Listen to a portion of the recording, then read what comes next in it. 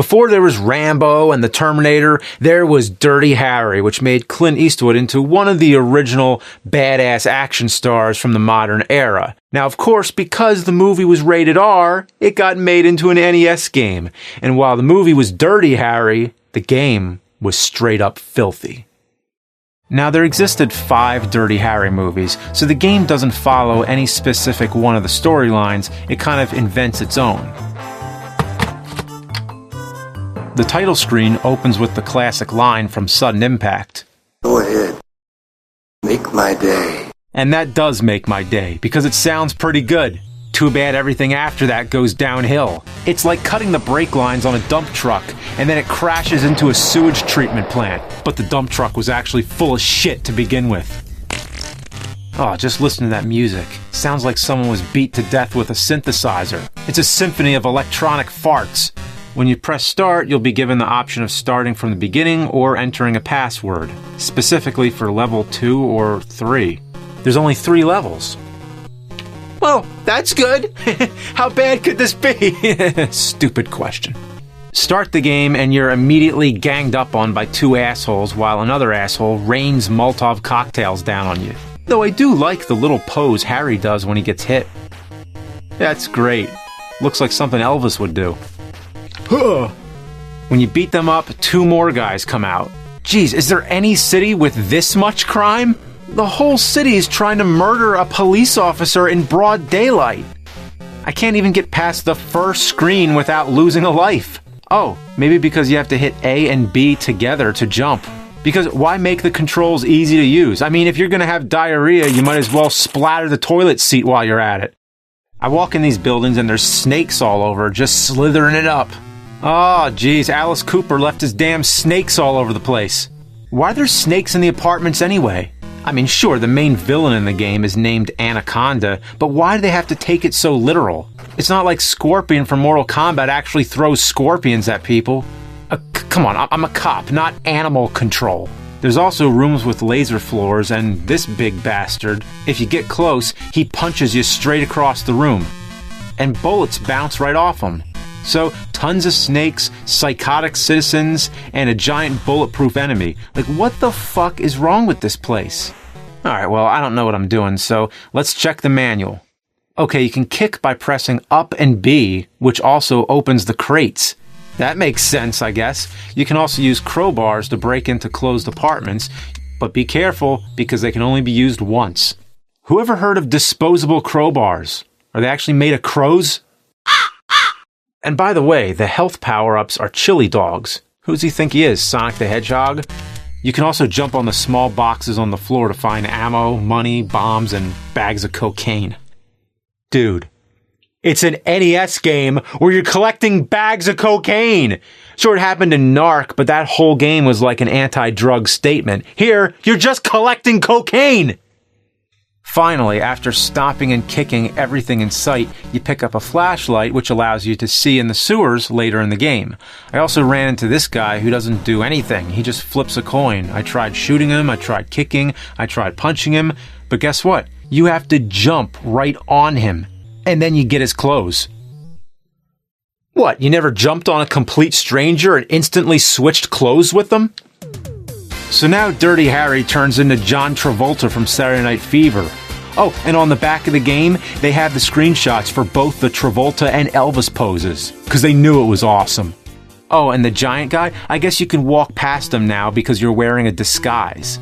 Then there's this lady who gives you some extra lives. That's great and all, but there's no reason to come in here other than that.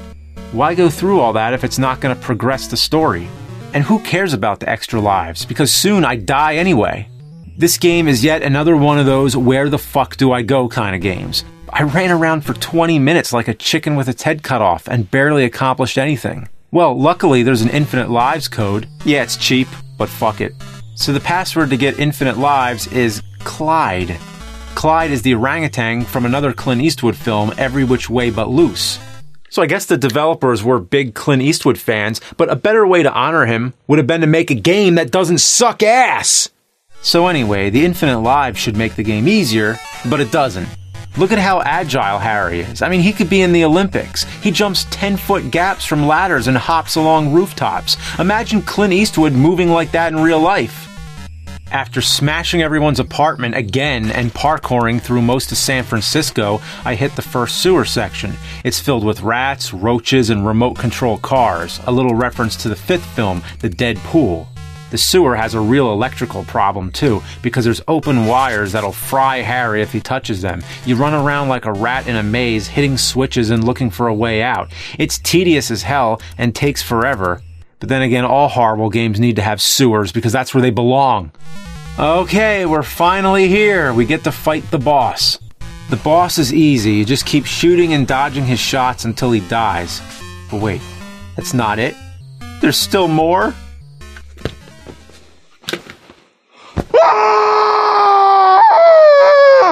So, that was only a mini-boss. I've been on this level for almost half an hour and it's still going. You could beat other games in that time.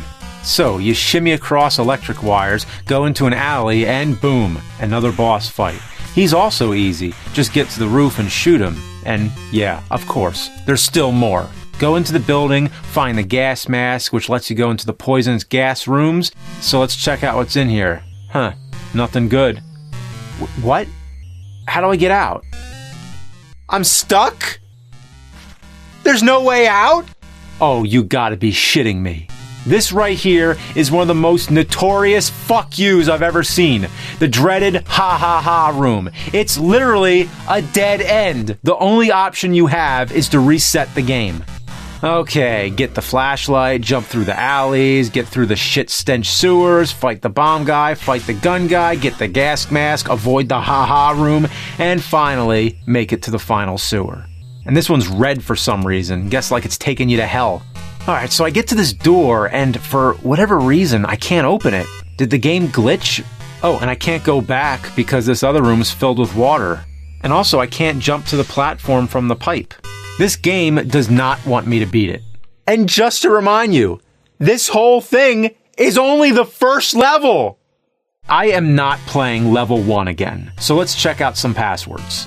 Misty gets you to level 2, and Bird gets you to level 3. So apparently they're both obscure Clint Eastwood references. Misty is a reference to the film Play Misty for Me, and Bird is a biopic that Eastwood directed about a jazz saxophone player.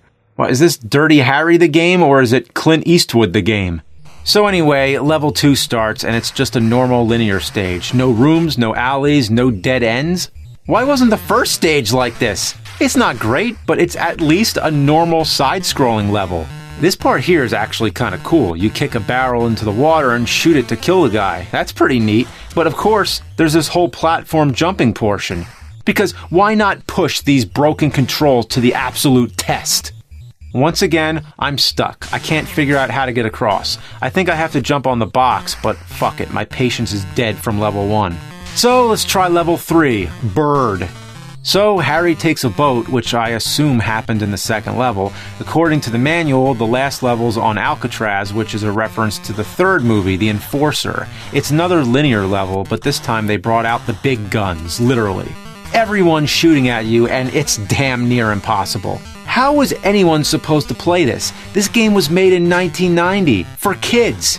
Why make a 20-year-old R-rated movie into a video game? Why make a dead-end room? Why reference a bunch of other Clint Eastwood movies as passwords? Not to mention there's a fourth password, Gunny. It's Eastwood's character from Heartbreak Ridge. And guess what it does? Nothing. Supposedly, the password exists, however, it wasn't programmed to activate any part of the game. Such a missed opportunity. Not just the Gunny password, the whole fucking game. Imagine what this game could have been. A level like Hogan's Alley where you shoot bad guys, a car chase level through the hilly streets of San Francisco, even a motorcycle level like from the movie Magnum Force. Hell, there's even an unused motorcycle sprite in the game code. So then you reach Mount Shitty Caca, which is basically just a mountain of pixelated piss and shit. I mean, what am I supposed to do here? I don't know what I'm jumping on. I don't know what's going on. I've made it as far as I can go. I'm sorry, but a man's got to know his limitations. I'm shit out of patience, and this game is shit out of luck.